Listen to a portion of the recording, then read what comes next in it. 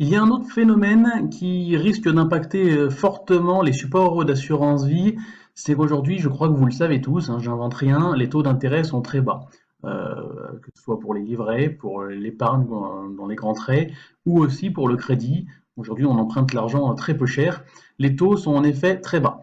Alors là encore une fois, ça va être plutôt mathématique, mais je vais simplifier la chose. Aujourd'hui, ce qu'il faut savoir, c'est que la valeur d'une obligation, donc vous voyez sur la formule, la valeur d'une obligation, c'est X. Elle dépend donc de la formule qui est indiquée. Simplement, le R, le petit r que l'on voit au dénominateur, ça représente les taux d'intérêt. Le jour où les taux d'intérêt vont augmenter, ça veut dire que le dénominateur va augmenter. Si dans une équation on augmente le dénominateur, forcément la valeur de x va baisser. Ça veut donc dire que le jour où les taux vont réaugmenter, et ben forcément la valeur des obligations va baisser. Ce qui sera donc une mauvaise nouvelle, encore une fois, pour les supports euros d'assurance vie. Un avenir sombre, donc je continue dans cette optique. La perte de rentabilité pour un même risque pris, en effet, c'est-à-dire qu'on le voit, hein, le rendement des supports euros d'assurance vie baisse. Qu'est-ce que ça induit? Eh bien forcément une assurance vie qui est moins concurrentielle, on a moins envie d'investir sur une assurance vie parce qu'on sait que ça rapporte moins qu'avant.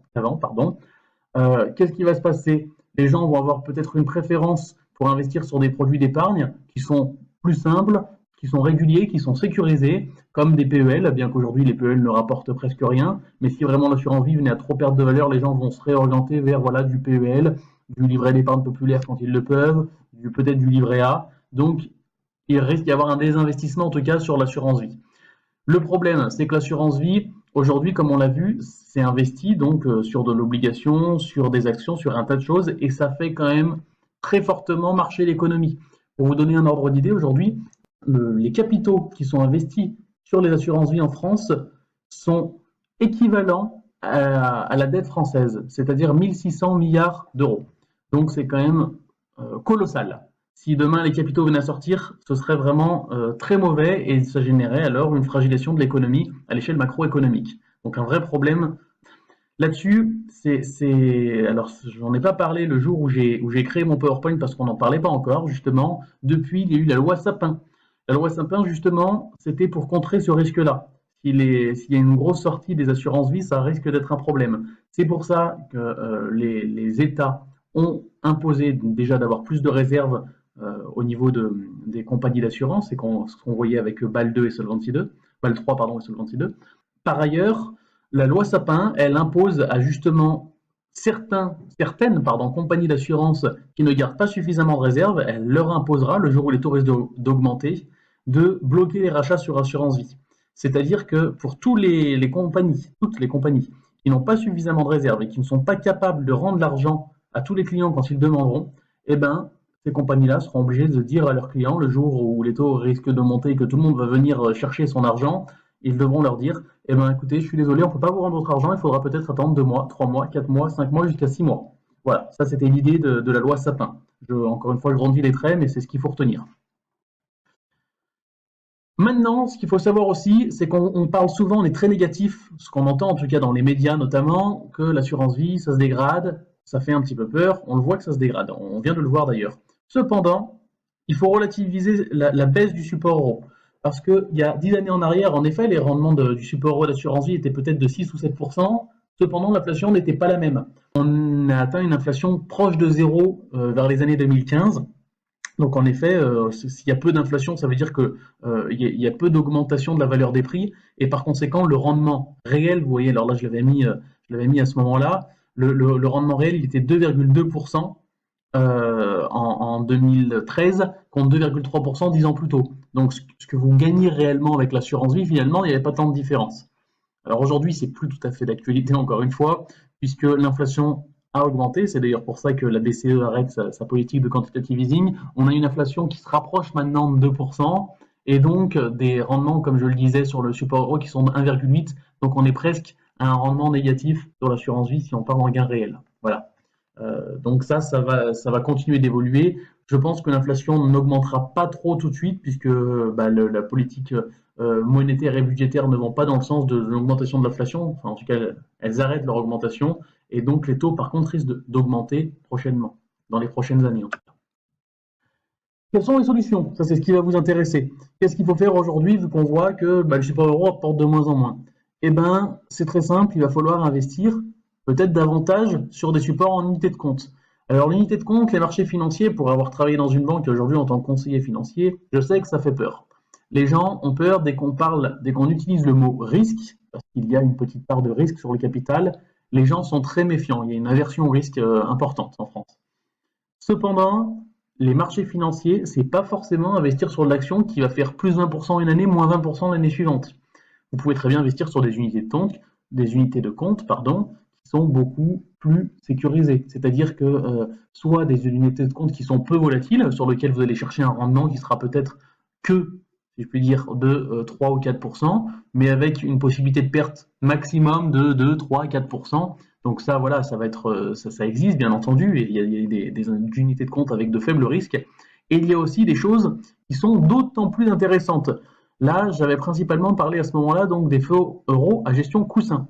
Alors ça, c'est pas pour c'est pas le client qui va forcément faire cette option, mais c'est les compagnies d'assurance qui vont gérer leur support euro autrement pour compenser justement cette baisse de rendement du support euro. Alors le fonds euro à gestion coussin, pardon, c'est quoi? Eh bien, c'est le principe, ce que l'on connaît plus fréquemment sous le nom de fonds à formule. Ça marche comment? J'ai essayé d'expliquer avec le petit schéma dessous. C'est plutôt simple. C'est-à-dire qu'aujourd'hui, ben l'assureur, il va avoir, la compagnie d'assurance va avoir entre ses mains un capital, on va dire 100 euros.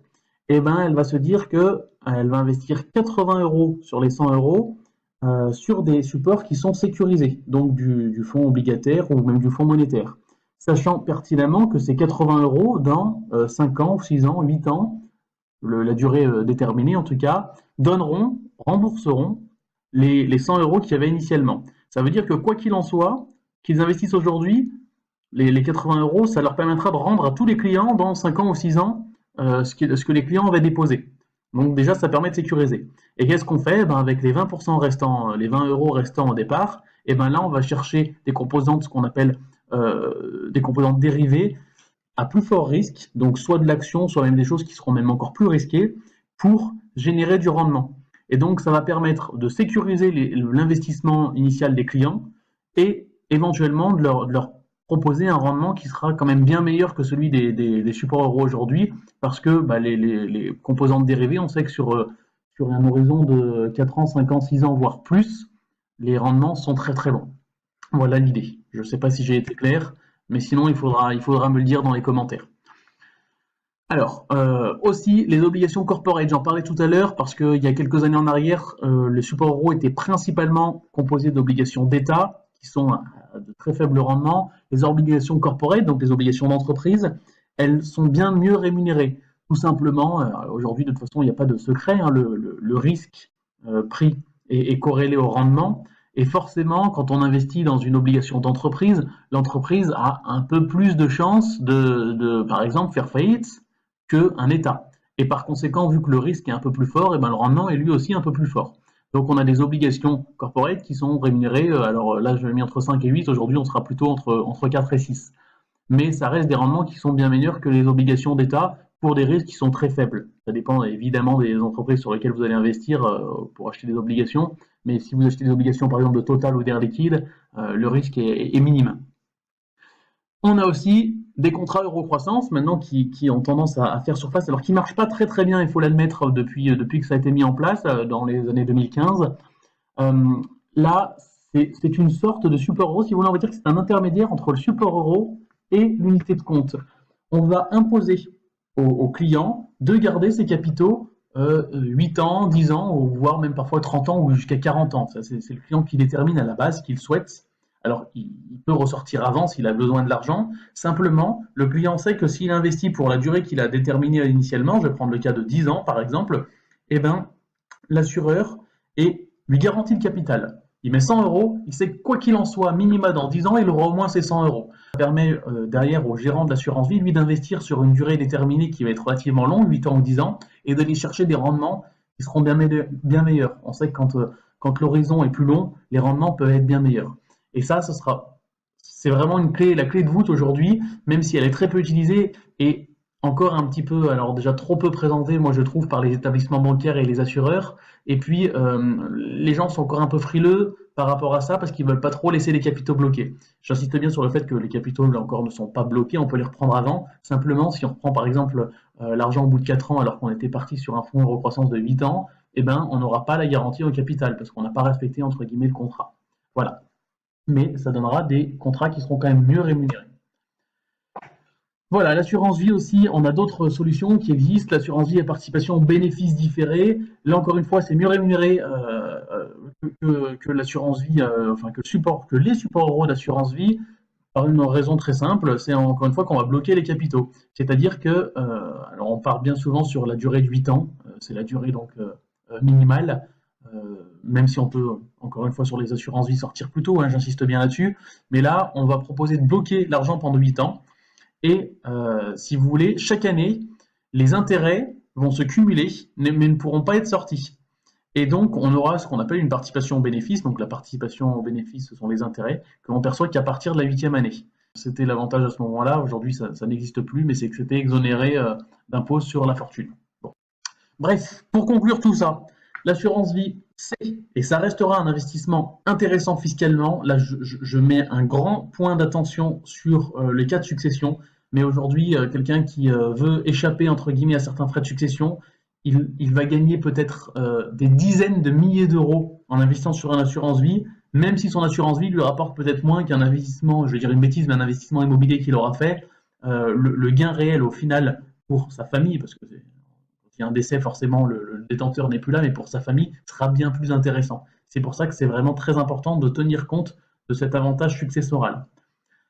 La rentabilité financière, elle est largement dirigée par le support euro parce que le support euro est beaucoup plus investi que les unités de compte, même si on a tendance quand même à s'orienter davantage aujourd'hui vers les unités de compte parce que les gens commencent à comprendre hein, ce phénomène de baisse de rendement du support euro. Et il faut dire aussi ce qui est, c'est que les banques poussent largement à investir vers des unités de compte.